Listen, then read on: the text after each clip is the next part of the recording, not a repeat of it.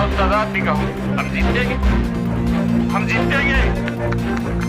देश आजाद हुआ था उस समय कि 1000 हो गए, 2000 हो गए, सभी तो नहीं थे।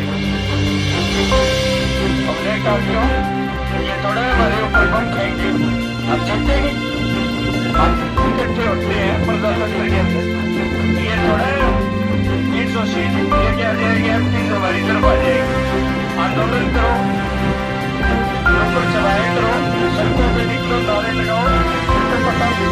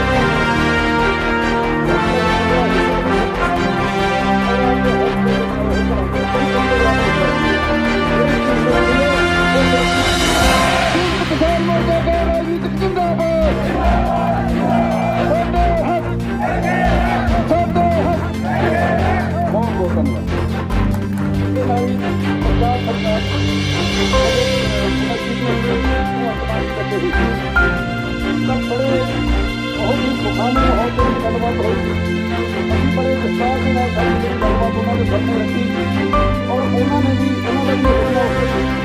सकारात्मक खतरे ठीक लग रहे थे। ये लगभग तो शायद नहीं लग सकते और सभी मुकाम पर पहुंचे।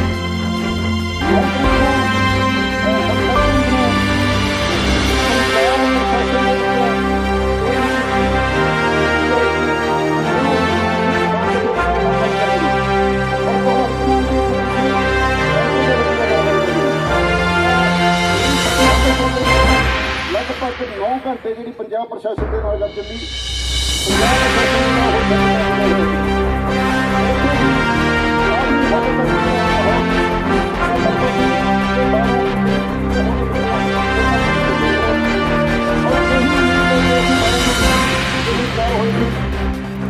हरियाणा सरकार ने जो माहौल बिगाड़िया, साढ़े घर प्रॉपर्टी खजानी रखी, साढ़े बैंक खाते साढ़े बच्चों और 12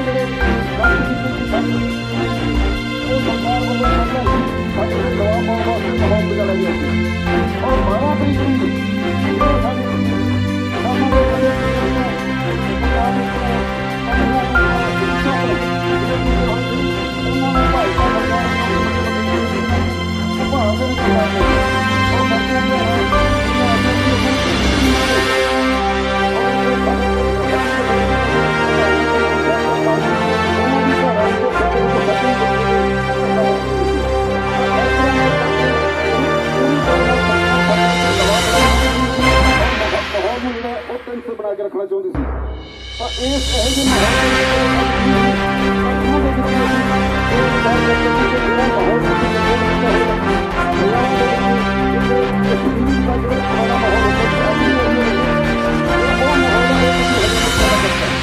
हमारे मेरे किसान ने शांतिपूर्ण ढंग से प्रोटेस्ट करने दी जा रही है क्योंकि मंगा दी हुई है। इस करके प्रदर्शन भी होना चाहिए और खेती में कौन नहीं जा रहा है। बार बार कह रहे थे कि जो भी हो रहा है स्टेट गवर्नमेंट लैंड ऑर्डर बना के रखना चाहिए। हरी रेलवे ने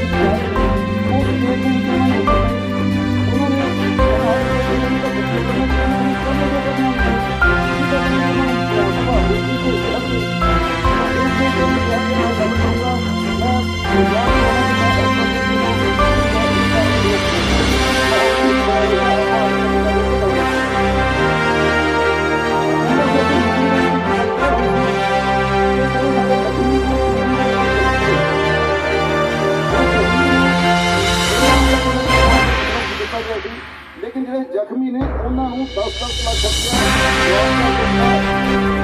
ਕੱਲ੍ਹ ਦਾ ਜਿਹੜਾ ਪ੍ਰੋਗਰਾਮ ਸੀਗਾ ਦਿੱਲੀ ਕੂਚ ਦਾ ਪ੍ਰੋਗਰਾਮ ਸੀ ਸਾਡਾ, ਲੇਕਿਨ ਸਰਕਾਰ ਨੇ ਇਹਨਾਂ ਨੇ ਆਪਣੇ ਰਤੀਆ ਪ੍ਰਸ਼ਾਸਨ ਨੇ ਸਾਨੂੰ ਪਹਿਲਾਂ ਅਜੀਤਸਰ ਗੁਰਦੁਆਰਾ ਸਾਹਿਬ ਵਿਖੇ ਗੇਟ ਤੇ ਰੋਕਿਆ ਸੀ। ਉਸ ਤੋਂ ਬਾਅਦ ਅਸੀਂ ਜਦੋਂ ਉੱਥੋਂ ਨਿਕਲੇ ਤਾਂ ਸਾਨੂੰ ਇਸ ਵੇਲੇ ਇਹਨਾਂ ਨੇ ਕੱਲ੍ਹ ਸਾਨੂੰ ਅਜਾਲਕੀ ਪਾਸ ਕਰਦੇ ਅਸੀਂ ਇੱਥੇ ਫਤਿਆਬਾਦ ਤੋਂ ਪਹਿਲਾਂ ਰੋਕ ਲਿਆ ਤੇ ਇੱਥੇ ਸਾਡਾ ਮੋਰਚਾ ਲੱਗ ਗਿਆ ਕਿਉਂਕਿ ਅਸੀਂ ਕੱਲ ਫੈਸਲਾ ਲਿਆ ਸੀਗਾ ਕਿ ਅਸੀਂ ਅੱਜ ਦੀ ਰਾਤ ਇੱਥੇ ਕੱਟਾਂਗੇ, ਉਸ ਤੋਂ ਬਾਅਦ ਇਹਨਾਂ ਨੂੰ ਤੋੜ ਕੇ ਨਿਕਲਾਂਗੇ। ਅਸੀਂ ਲੋਕਾਂ ਨੂੰ ਆਵਾਜ਼ ਵੀ ਦਿੱਤੀ ਆ।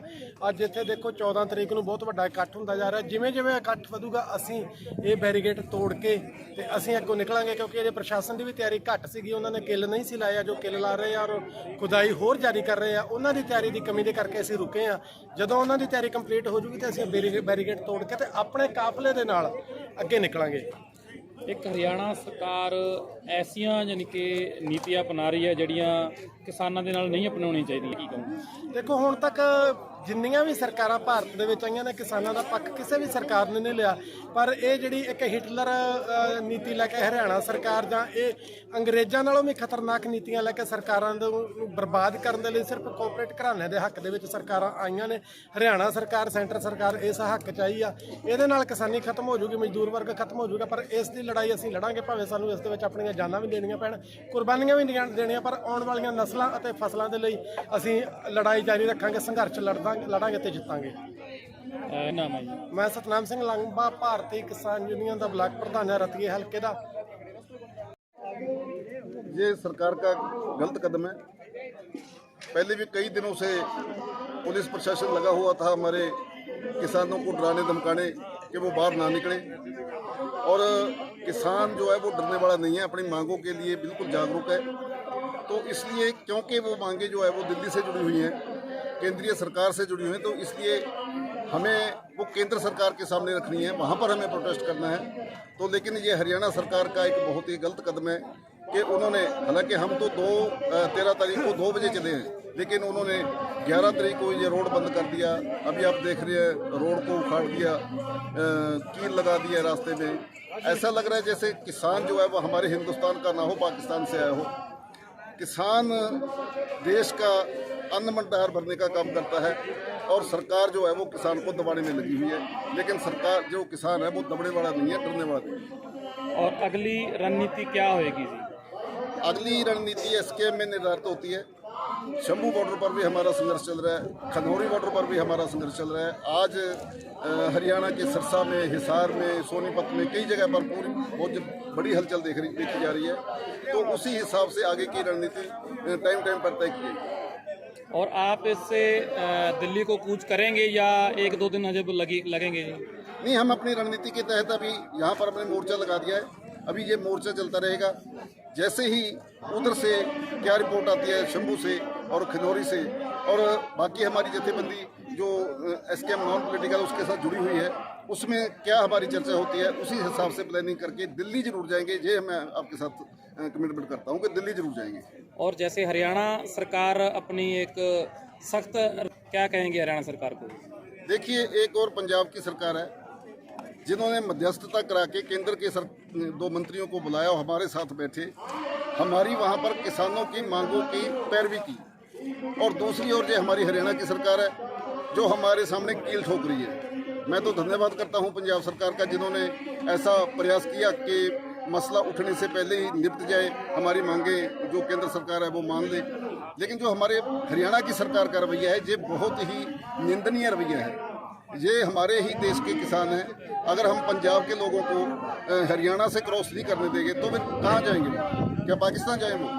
तो अब खुद हमारी राजधानी दिल्ली है, अपनी राजधानी दिल्ली में दिल्ली से संबंधित जो अपने मसले हैं वो दिल्ली में प्रोटेस्ट करने हैं, तो वहाँ पर हरियाणा नहीं जाने देगा। तो इसका मैसेज बहुत गलत जाएगा। अलगाववाद का, खालिस्तान का जो टैग लगाया जा रहा है सिखों पर, वो और प्रौढ़ता मिलेगी उसको। और जैसे उसमें वार्ता हालांकि बहुत सकारात्मक तरीके से हुई, लेकिन जो मुख्य मांगी थी, जैसे स्वामीनाथन आयोग की रिपोर्ट और एमएसपी पर फसल खरीद की गारंटी का कानून, कर्ज माफी, भूमि अधिग्रहण बिल, WTO से भारत को बाहर आना, जो ये मुद्दे थे, इस पर सरकार एक भी कदम आगे नहीं बढ़ना चाहती थी। एमएसपी पर हमने एक एक मुद्दे को बड़े विस्तार से उनके सामने तथ्यों सहित रखा। सरकार के पास कोई जवाब नहीं था, टेबल पर बैठकर उनके पास जवाब नहीं था हमारी बातों का, लेकिन उन्होंने अंदर ये तय करके आए थे कि हमने इनकी कोई बात माननी नहीं है, सिर्फ इनका टाइम पास करना। तो वो टाइम पास हमारा 6 घंटे उन्होंने किया। उसके बाद जो है हम उनका धन्यवाद करके वहाँ से आ गए। जैसे आएगा जी? देखिए, वैसे तो हमारा जो स्टैंड है वो नॉन पॉलिटिकल है, लेकिन क्योंकि आज जो लोग सत्ता में हैं, इन्होंने हमारे साथ कमिटमेंट भी की थी जो हम मांग रहे हैं।